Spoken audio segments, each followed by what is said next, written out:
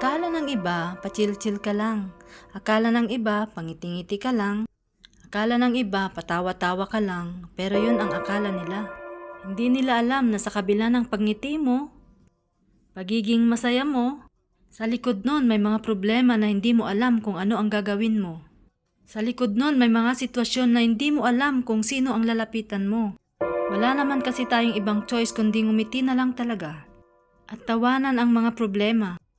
Kaya yung akala ng iba na pa-chill-chill ka lang, akala ng iba na wala kang problema, yun ang akala nila. Hindi ba pwedeng magaling ka lang talagang Kasi wala namang option kundi lumaban eh. Kaya ikaw na nanonood, alam ko, sa kabila ng pagngiti mo, may mga problemang hindi mo alam kung paano mo susolusyonan. May mga sitwasyon sa buhay mo na hindi mo alam kung sino yung lalapitan mo. Gumingiti ka na lang, nagiging masaya ka na lang. Gusto kong sabihin na ipagpatuloy mo yan, maging masaya ka lang, magpahinga ka lang, then after nun, lalaban ka ulit. Ingat palagi, stay safe and follow me.